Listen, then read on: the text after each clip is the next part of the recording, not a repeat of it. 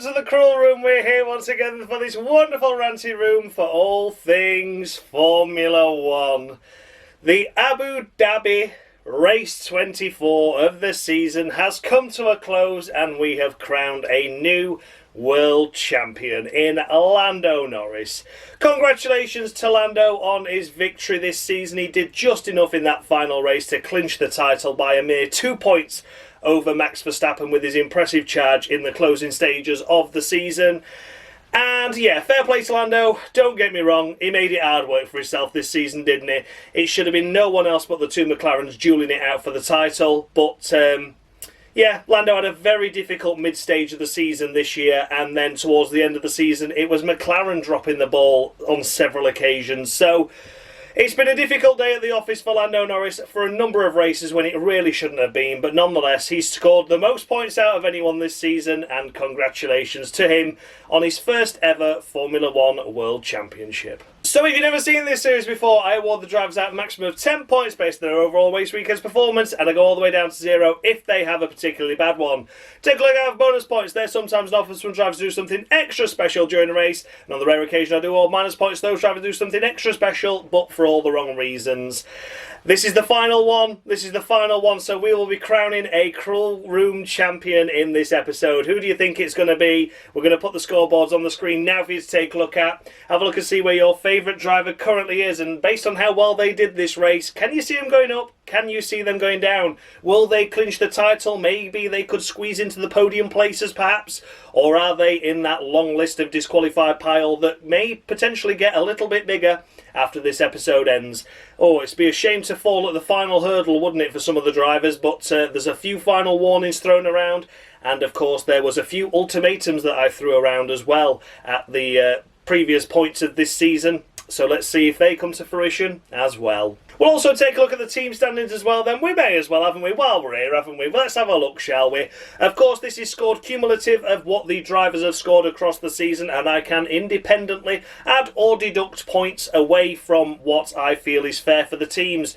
Massive strategic screw-ups gives them big bonus points, such as McLaren for the disqualification in Vegas, of course, for riding those cars too low down to the ground.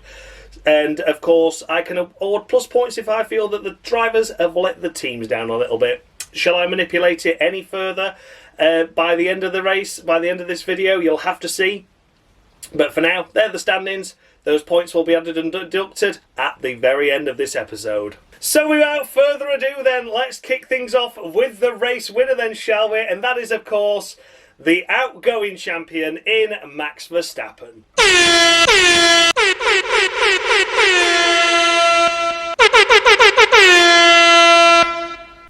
Hey, hey, hey, you've been disqualified, you bastard. And what a way to kick things off.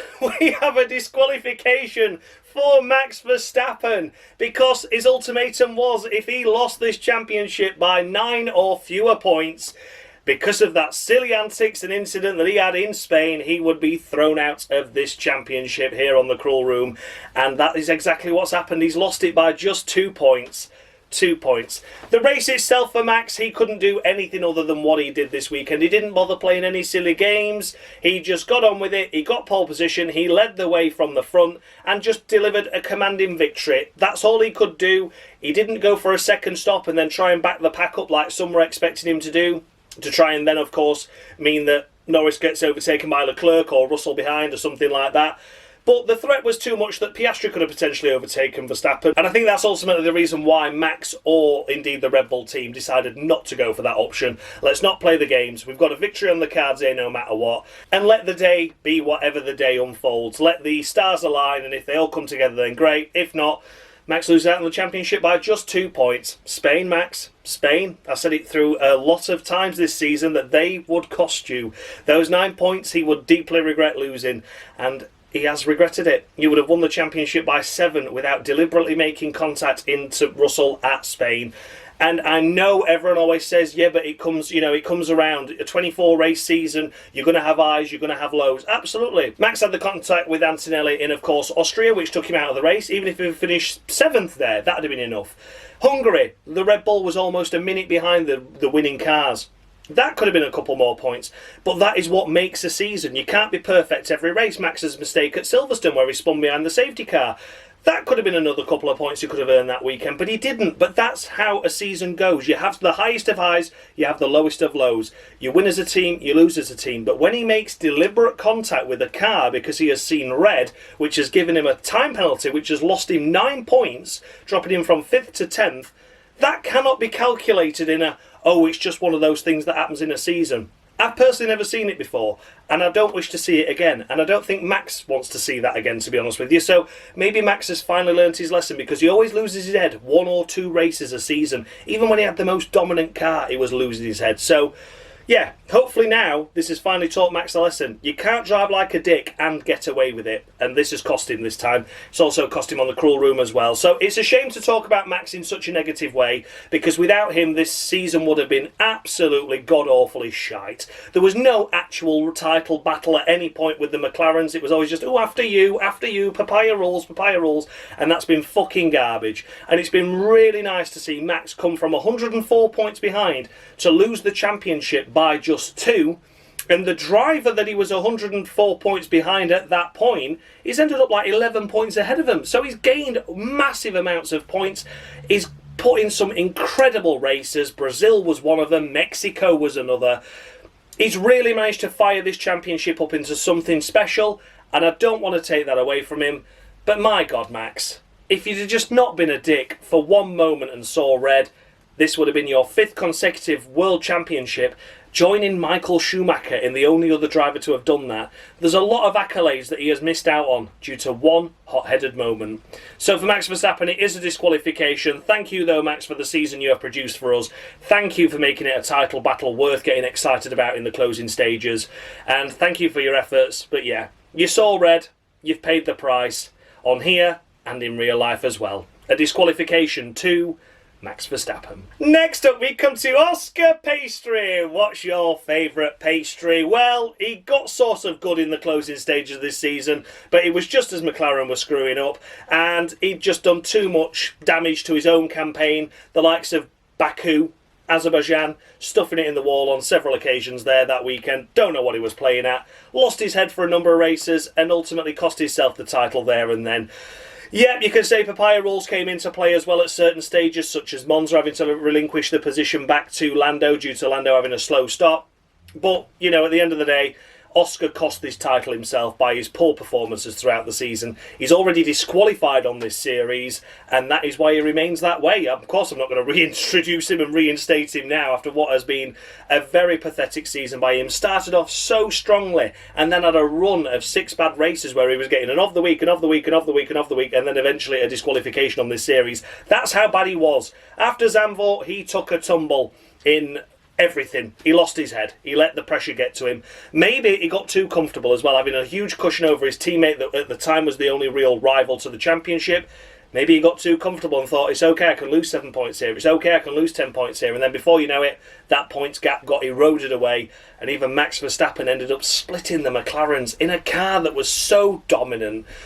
McLaren ended the season on 833 points. I honestly believe if you had Oscar or Lando, if you combine their seasons, because they were wobbling at different times, and then have Max Verstappen as the other driver, they'd have scored well over 1,000 points, and there's no way you can convince me otherwise. 833, I reckon they could have at least got to that 1,000 point mark if you'd have had the likes of Max, because Max would have just won everything, and if you'd have had Lando's good part of his season and Oscar's good part of his season combined together, they'd have been an absolutely formidable force, and it'd just been 1-2, 1-2, 1-2, 1-2 in absolutely everything. But no, as it was, the drivers lost their head on so many occasions that 833 points for their championship winning campaign almost seems like a little bit of a letdown. They should have been record breakers this season, and they were not. Oscar Piastri ends up 3rd in the overall Drivers' Championship. Congratulations to him in what is only his 3rd season, let's not forget that. But lost his head, lost the title, and was disqualified here on the Cruel Room quite a few races ago now. And then we come to the champion in Lando Norris. Congratulations to Lando Norris on his first ever Formula 1 world title. He becomes the 35th driver in the sport's history to lift that trophy and have his name etched on it forever and ever. Amen. Lando this season, you know what? I think he didn't have the mental maturity like he thought he was going to have. He said that last year, that they weren't mentally ready for a championship fight. Then when it came knocking as Red Bull started to slip up, it meant that unfortunately he wasn't ready for it. And he lost it out. Brazil last year was a big moment for that. This year, it seemed like he got his head screwed on, but he had that wobble in the middle of the season, which really cost him a good number of points. We have to remember as well, of course, he did lose 18 points as well, due to the breakdown he had at Zandvoort, which was no fault of his own. He was running behind his teammate, fair enough, but that was unfortunate for him. There has been moments this season where Lando has really thrown it all away, but there's also been some great moments as well, and I don't want to take anything away from him being the champion. Yes, you know, there's a lot of criticism from my side of the story. You know, you can go back and watch all these episodes, and when we got to about Canada, I just pretty much had enough of him. But you look back at it and think what he has achieved in the sport. You know, at the end of the day, yeah, he did have the fastest car, and I suppose he did it the long way and he did it the hard way, but he got it over the line to win the championship. So fair play to Lando Norris.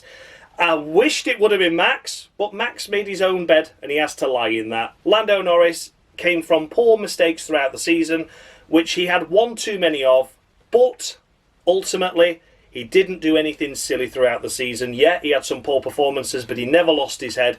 He kept his cool and composure, and that's what got him the title. So congratulations to Lando Norris. He did really well as well to overhaul the points that Piastri had lost. He can only control what Lando can control. Oscar lost his head and Lando started chipping away. Baku was still a bad one for Lando, where he should have took more points out of his teammate. But from that moment on, he really found his feet, really found his focus again, and delivered what was capable of to net him this championship overall. So yeah, Lando has had a great end to the season. He's been let down by his team on a couple of occasions, of course, in Qatar and in Las Vegas, which would have meant that had those things not happened, the title would have been impossible anyway for Max. But yeah, Lando always looked in these closing stages of the season like he was the commanding McLaren driver, and did just enough to fend off Max Verstappen. Congratulations to Lando Norris. He is only going to be awarded a middle of a row 5 for me, personally, for this race in itself, because he just did what he needed to do to comfortably get the championship. It doesn't seem comfortable by just 2 points, but he knew he was third, he was happy with that. He was letting Piastri do whatever he wanted to do. He had more than enough behind, you know, ahead of Leclerc, and that was fine. And he just kept his composure, didn't bottle it. It's a middle of the row 5. It wasn't a great race by him, but he clinched the title with it. Then we come to Sha-La-La. Oh, sacre bleu, Sha-La-La-La-La. Here he is. 4th place, and that's the best he could have hoped for, really, this season, wasn't it? That Ferrari car has been very tough to drive for a number of seasons, a number of races. I say a number of seasons, it has been shit, but a number of races this season, it's just really fallen off a cliff, to be honest with you. So the fact he's P4 is a fantastic effort. Put Lando under pressure in the beginning of the race, and then ultimately chewed up his tyres too much, too long in the dirty air, and slipped away. Ended up around 7 seconds behind Lando come checkered flag, so fair play for that, I guess. Held off the likes of Russell behind as well. He did a good job. Did a good job there, did Charles Leclerc, and it has to be a perfect 10 for him. Was never in the championship hunt this year, and my constructors' predictions and my F1 predictions that I had at the start of the season are going to be very wrong, I feel, because I tipped that Leclerc could have been a championship contender this year, but Ferrari ultimately made a bag of shite car, but more often than not, Leclerc got the most out of it. Even if that was only a P6, a P7, he still drove the wheels off that thing and always delivered the team points, even when some occasions he looked like that car really didn't deserve them. Congratulations to Charles Leclerc, what a fantastic season he has had for the Ferrari squad. Dragged that car into so many podium places it really didn't belong. Missed out on the victory this time around, though, and this season overall, but that's not his fault. That's very much the team and the car, and it's a perfect 10 to Sha-La-La. 5th place, we come to George of the Russell. Watch out for that top 5. Here he is, securing a 5th place finish to round out his season. George has been very anonymous these last 4-5 races, in my mind. He's not really been doing that well. Had a couple of races where he was ultimately beaten by Antonelli. Las Vegas was one, I think, or was it Qatar? Where he was beaten by him, and also in Brazil. So he's had a couple of races towards the end of this season where Antonelli's looked like the stronger Mercedes driver.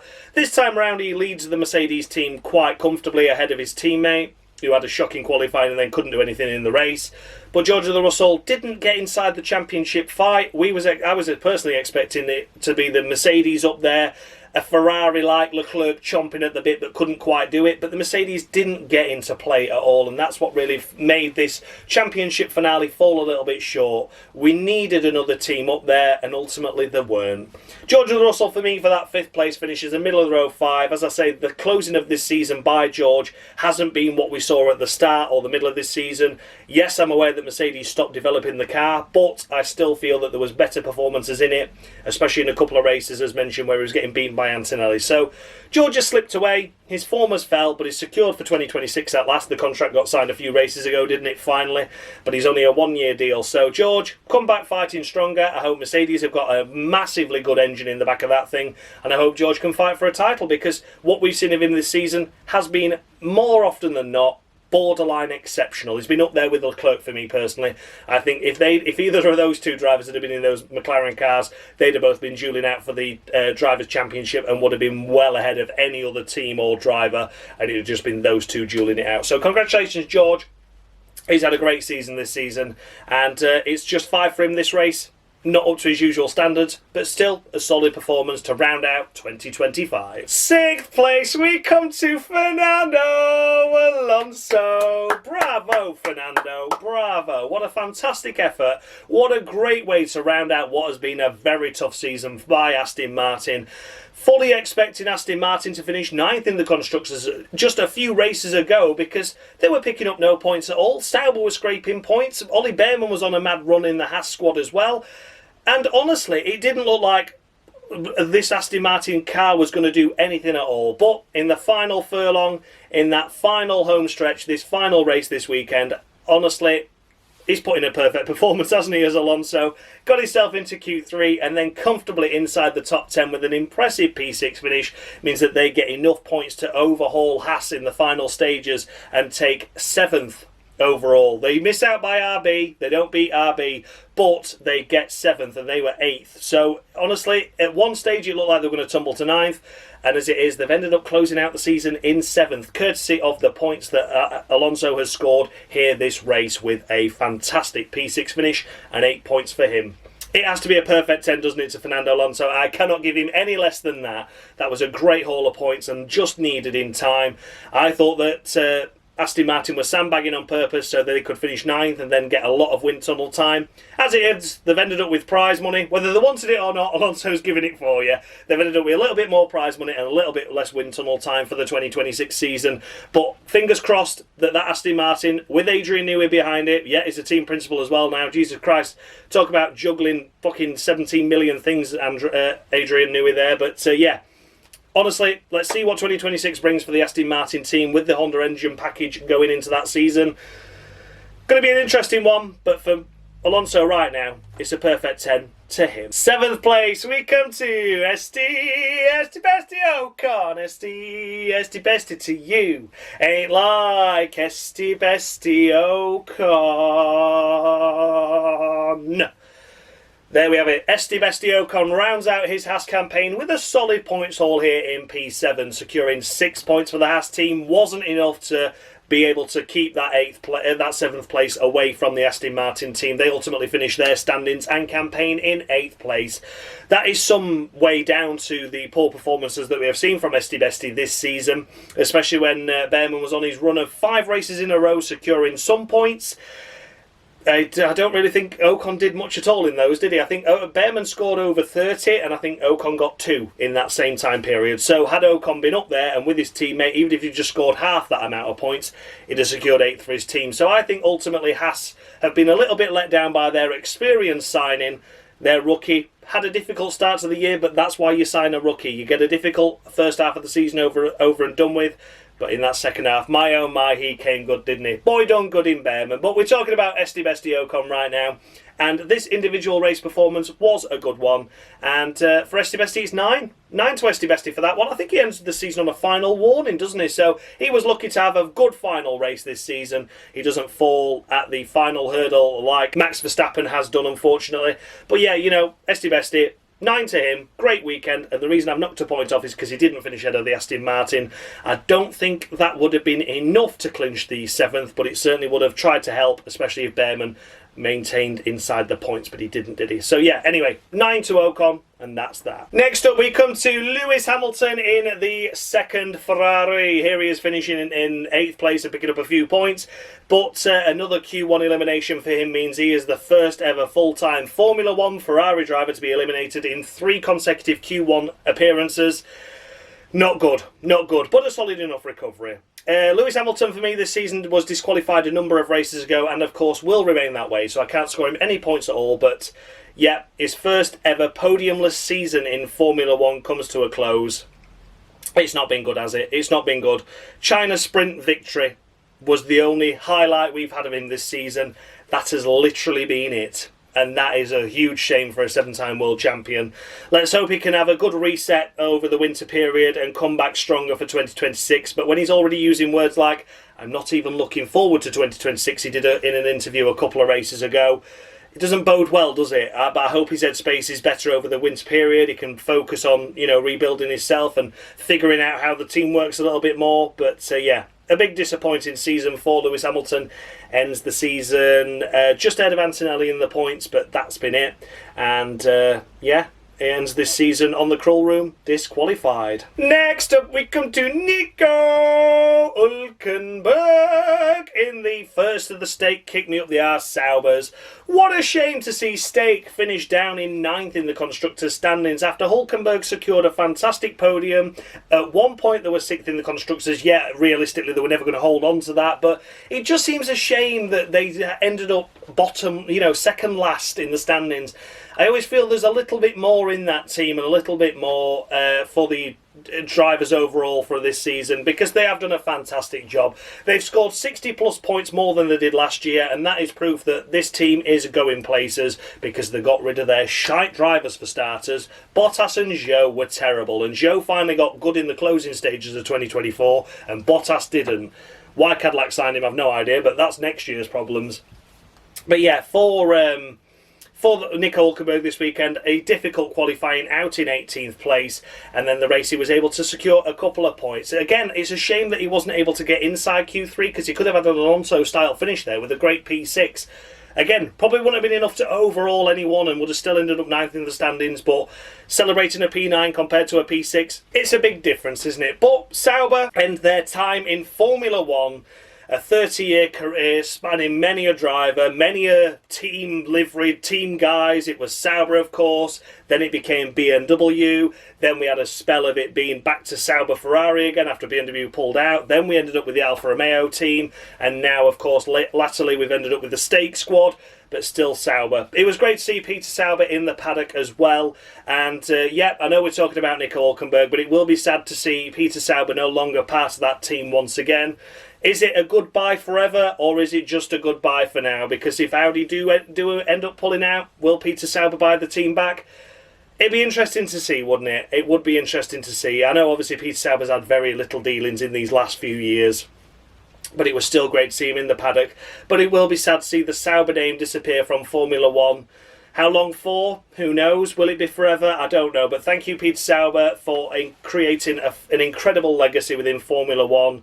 That team as a whole may have only ever had one victory with Robert Kubica, but it's emotional, really. It really is, because it's one of those teams that was always punching above its weight for so many seasons. They had some tough times, but they had some great times as well. And yeah, like I say, I know Peter Sauber's had very little dealings with the team itself and sold quite a lot of his shares a number of years ago. 2017, wasn't it? And 2016, I think he had quite a lot of impact in, pulling away from the team. But yeah, great to see him back in the paddock. And goodbye, Sauber. Thank you for everything you've given us within Formula 1. And we look forward to welcoming Audi next year. But for Nico Hulkenberg, for the final race of the Sauber in Formula 1, he's going to get a solid 7.5 from me. And he's secured a couple more points to round out their Formula 1 campaign. Securing the final points paying position, we come to Lance Stroll in the Aston Martin. Long disqualified on this series, as you are well aware, and inherited this point due to a late penalty for Ollie Bearman at the end of the race. We didn't see it on live television, but we saw it afterwards, of course, because we never see live feeds, do we? No excitement is ever shown on television. You have to watch it 2 days later.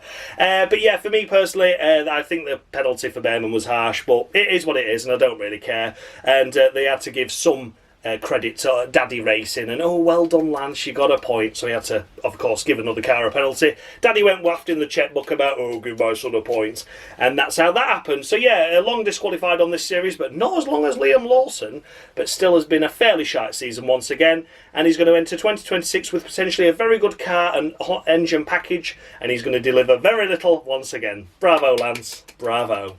It's disqualified, of course, on this series and remains very much that way. Just missing out on the final points paying position, we come to Gabriel Bortoleto in the second of the stake. Kick me up the arse, Saubers. Gabby. What has happened this year for him? I think he's had an unfortunate downturn these last few races, but I think finishing here just outside the points at the end come checkered flag is a respectable way to round out his rookie campaign. We had difficult moments like Silverstone, where he was just crashing for the sake of it all weekend long and his teammates secured a podium. And then, of course, we had these last few races. Brazil was very terrible, many accidents there.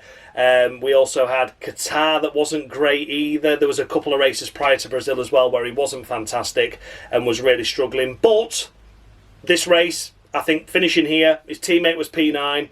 A solid enough effort by Bortoleto there. Great to see him retain for the Audi squad next year, and I think he's had a fantastic learning year this year. I think he's had everything thrown his way. He's had weekends where he's genuinely quicker than his more experienced teammate Hulkenberg, who has just completed 250 Grand Prix, by the way, as well. Forgot to mention that.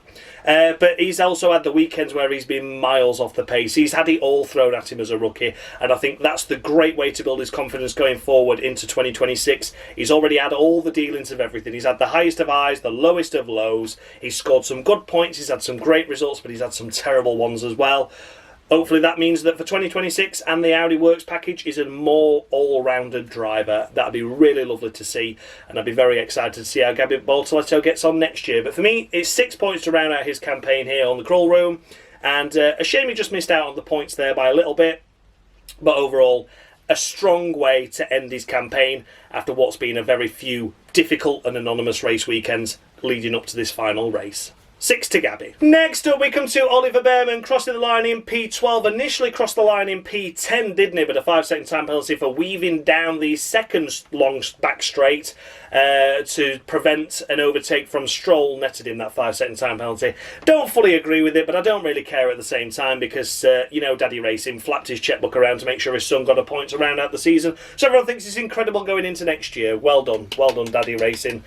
Ollie Bearman, of course, and the Haas team as a whole. If there's any team going to be getting a penalty, you know for damn definite it's going to be the Haas squad. Ollie Bearman has had his fair share of rough penalties this season, and it's been unfair. There were moments where he fully deserved the criticism that he got, but early stages of the season he ended up with some bullshit penalties, and I think that's just how Haas always are. It's like when 2022 came about, wasn't it, and Kevin Magnussen had a wing that was slightly cockeyed. They always brought him in. Oh, what's one of that? One of the leaders have got a bit of wing damage. No. Keep him out there. It's safe, it's secure. Utter horseshit. So yeah, if there's any team that's ever going to get shat on, it's going to be Haas, and they've really taken a kind, sort of kicking into Ollie Bearman throughout his campaign this year, but he has had a formidable second half of the season. This race really doesn't do his season justice. It should have been a point or two at the checkered flag. It wasn't, but there you go. It's no detriment to his overall campaign. He had a difficult weekend in Silverstone, didn't he? Contact with Ocon, his teammate. We've had a couple of bad races, but for the most part, this latter half of the season, he's been incredible. Ollie Bearman is getting a solid 7 from me this weekend, and I think that's a fair assessment of his weekend's performance. Wasn't as good as his teammate overall this weekend in Ocon, but still did a great job for me personally all season long, and deserved a solid 7 this weekend. Even if he was inside the points, not inside the points, I don't really care. It's just a great way to round out his season overall with a solid 7 and a top 12 finish to Ollie Bearman. Then we come to Carlos Sainz, smooth operator, smooth. Well, it's not the end of the season that Sainz wanted. He's had some fantastic races, hasn't he? Honestly, once he got that podium in Azerbaijan, there's really not been any stopping him. But this was a very anonymous weekend by the Williams squad. No points for them to round out their campaign, which is a good reason why they secured P5 in the Constructors in the previous race, isn't it? Because this kind of race, if you were fighting for that 5th in the Constructors and you got no pace at all, then you'd have been a little bit biting all your fingernails off, wouldn't you? Carlos Sainz, for me, of course, he was disqualified this season and was from Monza onwards, I think. But he finally found his feet after I chucked him out this series. And he really, looking back at it now, the first half and the second half have been total contrasts. He's had a fantastic end to the season. Okay, here he hasn't, but ultimately he's had a great end to the season and campaign and single-handedly helped secure Williams that 5th in the Constructors over 60-odd points he ended up getting. He ended up climbing from the lowest depths of nearly no points at all to finishing 9th in the standings, just a few points behind his teammate Albon, who had a fantastic start to the year and a difficult end. We'll come to him in a minute. But yeah, honestly, Carlos Sainz this season had a very difficult start to his Formula 1 campaign with the Williams team, but by the time we got to the Azerbaijan Grand Prix, he found his feet and there's sent to be no stopping him. So congratulations, Carlos Sainz, on what has been an incredible second half of your campaign, and I look forward to seeing how you get on in 2026. We don't want any of the slip-ups, we don't want any problems at the start of the season. We want that Williams team to hit the ground running with both drivers, and Carlos Sainz delivering it all the beans at season start. It's disqualified anyway on the series for Carlos Sainz, and as I say, has been for a number of races, but it was a great end to his season. Next up, we come to Yuki Tsunoda in the Red Bull. Of course, he was used as a scapegoat for Max Verstappen to try and play a little bit of a game there to hold Lando Norris up, to try and, force him wide and things like that. He ended up going a little bit over the limit there, didn't he? Weaving and then chopping across Lando as he was trying to overtake him. Lando overtook Tsunoda off track, but I think at the end of the day, had that been any other overtake on any other car, Lando would have been given a 5-second time penalty, as would Tsunoda have done. If it had not been for a championship fight, had that been Leclerc doing that to Norris, I think both cars would have received a penalty. But the fact it was the Red Bull, and the only reason why Yuki was fighting that hard was to try and give Lando Norris a disadvantage. I can see why the stewards did not penalise Lando Norris, because you can't set a precedent like that. If you're going to have a teammate to a title rival forcing another title rival off track to then give him a penalty, what kind of precedent will that set going forward into the sport? It's not acceptable. So I'm glad that they did not penalise Lando Norris 5 seconds for that, and I'm glad that they penalised Yuki for that. It's all fair in love and racing, as they say, but I think that was a little bit too over the mark by Yuki. Red Bull made the call to make it as difficult as possible. They didn't really tell him to shove him off the track, though, to be fair. But, yeah, honestly, I think that was fair game. It was fair game indeed. And like I say, had that just been racing for position, you'd have given both 5-second time penalties. But because it was of the nature in which it was set up, shall we say, and then the fact that Yuki just allowed Leclerc to get past him, it's like, yeah, come through, mate. Kind of sets a precedent, doesn't it, as why he did what he did. So yeah, for Yuki Tsunoda, disqualified on this series anyway, has been for a good number of races. The last race for the Red Bull squad is now. Of course, he's been replaced by Isack Hadjar, and there's no space for him at the Racing Bulls junior team because they've got Lindblad and Lawson secured there. He remains as a test and reserve driver. What that means for his overall future in Formula 1. Could we see him back in 27, potentially with the Aston Martin squad, if Stroll finally gives up the ghost, if Alonso retires and hangs his helmet up for good this time? Maybe there. Honda partnership with the Aston Martin. There's a chance there potentially. Somewhere like Haas, if they get a bit sick of Ocon, or if Bearman gets promoted to Ferrari and Hamilton retires, there's a space there potentially. So I'm not going to say it's over just yet for Yuki, but yeah, I think there's options for him in 2027, but he's got to act fast, is all I would say. Yuki Tsunoda ends this season long disqualified, unfortunately, and ends the season again with no points for his efforts, but what little points he sort of got did secure, or help secure, Red Bull of 3rd in the overall Constructors. And then we come to Andrea Kimi Antonelli.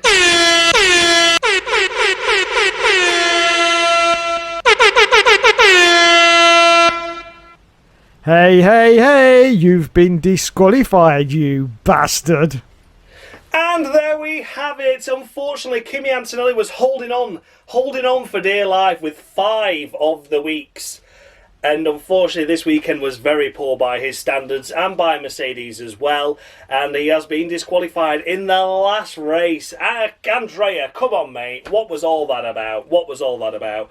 Out in Q1, which was a big disappointment. And then, of course, the race itself did absolutely nothing. I actually forgot he was in it when I was coming to do the points. I was like, oh, yeah, here he is. He's got to be disqualified for that. And it's a shame. It's a shame. But he has such a shit season. The European leg of his campaign where he was like, oh, I'm very happy that I've scored a point in the European leg. A point in a Mercedes. We're not talking about a stake kick me in the arse, Sauber, Andrea. What the hell are we playing at? He got a lot of the weeks in that spell in Europe because he was doing absolutely nothing other than crashing and being very, very shit. He then picked up his feet. We had 5 of the weeks by Monza, I think, by Italy, wasn't it? As I was disqualifying Sainz, I was then saying, look, final warning to Andrea, you need to put your ideas up. And he's actually had a great season from that point on. But this one was too anonymous for me to ignore. 10 places behind his teammate, a car that should have been well inside the points anyway. And you can all say, yeah, okay, but he had bad qualifying. But even the bloody Sauber of Hulkenberg had a poor qualifying. Even Hamilton had poor qualifying and was able to get inside the points. And then you're going to throw at me, yeah, but strategy, Josh, yeah, but strategy. That car was a lot quicker than a hell of a lot of cars it finished behind.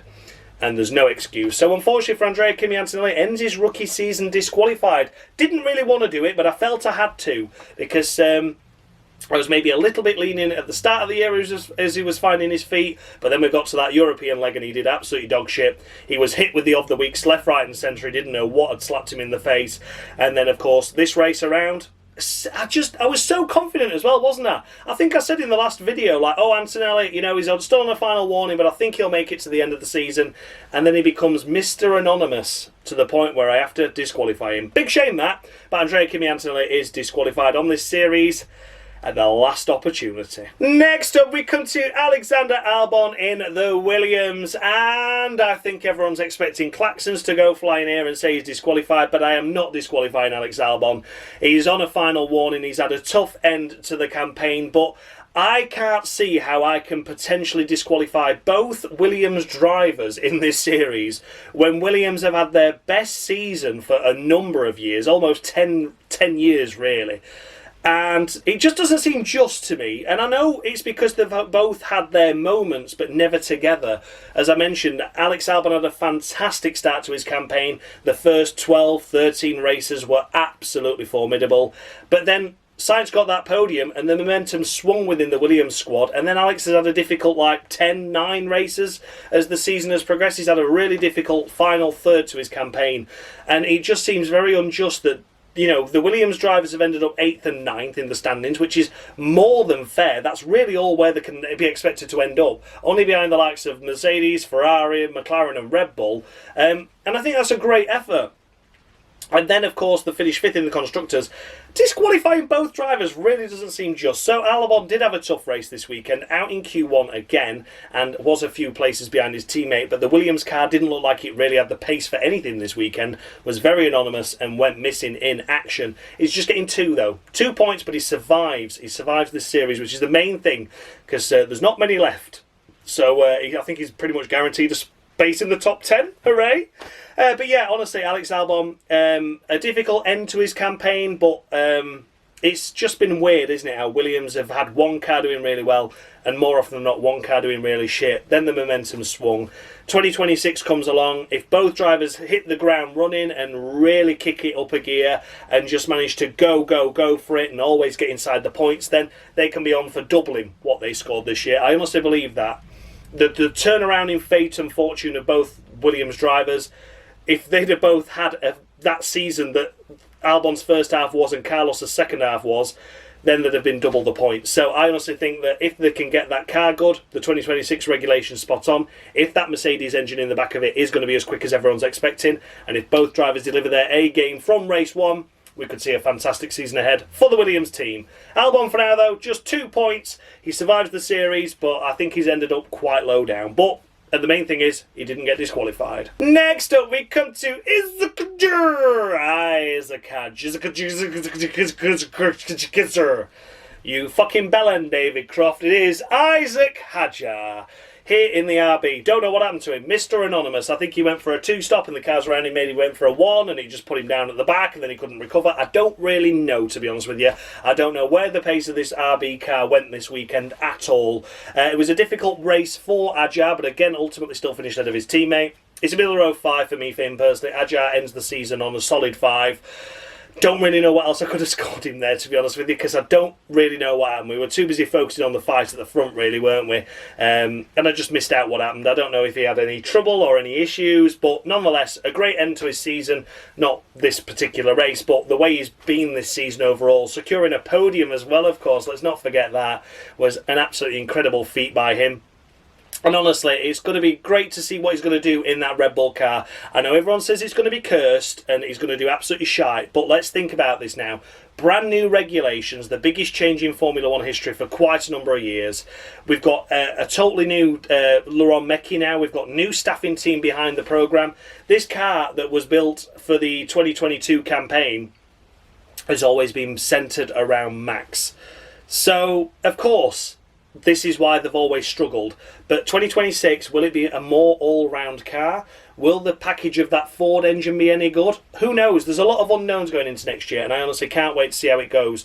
But I think Isack Hadjar, if the car is equal and a more all-rounder, not just built to Max's style, is going to do really well, because he's absolutely pissed all over Lawson this year. He's had some great performances where he's pissed all over some impressive drivers. You know, he had a battle with bloody Hamilton and won, didn't he, a few races ago? So yeah, Isack Hadjar this weekend, unfortunately it's just a middle of row 5 from me, but the season overall has been borderline spectacular. Next we come to Liam Lawson. Don't know why they've signed him for 2026. He's been absolutely shite this year. Yeah, you could say, oh, he had this race and this race where he beat Isack, but Isack Hadjar has had so much shit in terms of bullshit engine problems after pit stops and going in the car getting stuck in the wrong engine mode and bollocks like that. He's had a puncture at the end of Qatar, and Lawson has just sort of mizzled about and he's out in Q1 or out in Q2 while Isaac's getting up there in Q3 and doing really good performances.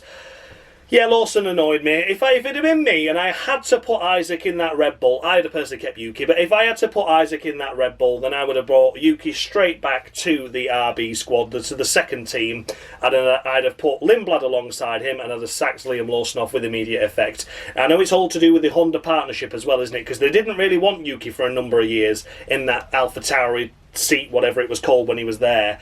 But yeah, they didn't really want him there, but because of the Honda partnership, they wanted a Japanese driver. So maybe Tsunoda has had a bit of borrowed time within the sport because Red Bull wanted him gone sooner than he actually has been. But I think that Tsunoda stepping in like he did, with no pre-season testing in that Red Bull as well, let's not forget that. He missed the pre-season testing because they had Lawson in for the first 2 races and the start of the season. So that could have maybe made a whole lot of difference. But as it was, Tsunoda is, out of it. Lawson retained again for another year. Disqualified on this series. Don't think he's going to do anything next year either. And maybe Red Bull will finally see their senses, get rid of him halfway through and stick Yuki back in. That can be my only hope. Fingers crossed. But yeah, Liam Lawson, long disqualified on this series, was the first to be disqualified. And that's that. Then we come to Pierre Gasly in the Alpine. I don't really know what to say. They did shite in qualifying and they are finishing second to last and last. It's 5 to Gasly, same as Hadjar. No idea what happened, but the pace of that car was absolutely god-awful. I can't believe he thanked the team for the last few years. Oh, congratulations team, I'm going to miss you all, the ones that work in the engine department. Thank you all for your hard work and best wishes for the future. I'd have been like, no, thank fuck, they're gone. We've got a Mercedes engine in the back of it next year, which is promising to be quite a potent thing. I'm glad I've got rid of the Alpine, that's the engine that's like 15 kilometres an hour slower down a straight. Oh, thanks for all your efforts. What fucking efforts have that been? You could have stuck a block of cheese in the back of it, it'd have probably done better. Anyway, Gasly, 5, that's that. And last but by no means least, all cars finishing, and of course finishing in last place is Franco Colapinto in the second Alpine. Long disqualified on this series. Well, not long disqualified actually, recently disqualified on this series, but poor performances here and there. Some bad, difficult, crashy moments have meant he sits on the wayside in the disqualified pile, and unfortunately, that's just that. So here he is, finishing last. Kind of sums up his season, really. The only driver not to score any points, apart from his teammate, of course, Doohan, who he replaced. And he had a hell of a lot more chances than Jack. So there we go then, guys. Those were the runners and riders of the Abu Dhabi Grand Prix. And now it is time to crown a Cruel Room champion. So the scores I have just awarded have been tallied together, have been added up, and we are now going to see who is the champion. The scoreboard, the final time of 2025 is on the screen now for you to take a look at. Congratulations to George of the Russell for securing this title over all of his main rivals. He had the gap close to him though, to be fair. You know, at one stage he was like 17, 18 points ahead. Leclerc, finishing runner-up, ends up just 9 points behind him. So, you know, he did a fair play there. Fair effort indeed. Fernando Alonso snatches the final podium place away from Nico Hulkenberg just by 1.5 points. But look at that, the top three are looking like the only three that didn't actually get any of the weeks this year, and it proves that the of the weeks play dividends. Hulkenberg, with just that one, even if I'd have just awarded him a couple of points for that race, he would have ended up finishing ahead of him. So yeah, that of the weeks are always crucial. They're always crucial. Nico Hulkenberg though still had a fantastic season overall, and was able to finish in a fantastic fourth overall on the standings with only one of the week. Every other driver had multiples. Ollie Bearman up to 5th, Hadjar 6th, Albon in 7th, Gasly 8th, Bortoleto 9th, Ocon in 10th, and then we had Lando Norris rounding out the 11th and final driver on this series. Max Verstappen and Andrea Kimi Antonelli joined the disqualified pile in the final race this season. Of course, Antonelli due to the accumulation of the weeks and poor performances, and Verstappen for his ultimatum of losing this championship by less than 9 points. Spain, Max, Spain. Let's have a look at the team standings then, and congratulations to Stake, kick me up the arse Sauber, who finished just 7.5 points ahead of Haas. They've had a great season, those guys have, to be honest with you. They really have. And it's very fitting that Sauber, in their final ever season in Formula 1, win the Cruel Room's Teams Championship. Haas in a solid second place there. Mercedes in third. They lost out to that title due to the disqualification of Antonelli in that final race. Can you believe it? Aston Martin end up in fourth. Williams fifth.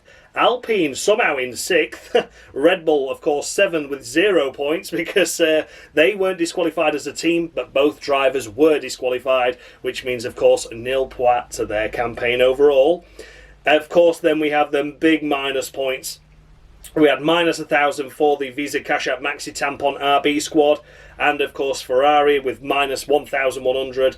And then with minus 1,100,000 we come to McLaren for their ridiculous way that they ended this season with disqualifications for silly ride-outs and ridiculous pit stop strategies. They'll be looking to boost their campaign next season and stop making silly errors. So congratulations to George Russell for clinching the Cruel Room title of 2025. Thank you so much to the guys that do the work behind the scenes on this series, for Dan Bartlett, formerly of Mushy Gaming, for the scoreboard that you just saw on your screen, for keeping a track of it all throughout the year, for the driver icons in the corner of your screen, and for the intro as well. Thank you so much, Dan, for your continued love, support with the series throughout. It's been a very fun year. It really has. It's been an intriguing year as well. And of course, who can forget Dave, F1 Games PlayStation, for providing me with the of the weeks that you all know and love. And I'm fully aware that I haven't actually given an of the week out. I've only given 2 disqualifications out this episode. So the of the week was this.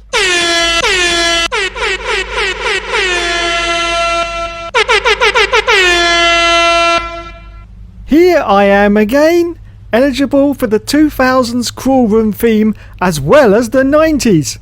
Aren't you all blessed to have such a wanker grace your screens? And no, I don't mean Josh. There you have it then, guys. It would have been Jos Verstappen, but unfortunately due to the way that everything worked out with the drivers that had poor performances already on 5 of the weeks, I couldn't award any of the weeks, and they had to just, of course, be disqualified. But yeah, it was Jos Verstappen of the week. Thank you all so much for your love and continued support with this series. We've made it another year. The Cruel Room of the 2000s era comes to a close. Congratulations once again to Lando Norris for securing his first ever Formula 1 world title. I'm signing out now for 2025 on this Formula 1 video feature, of course. There'll be one more video to come where I find out how well I did with my pre-season predictions. I think I've done quite terrible.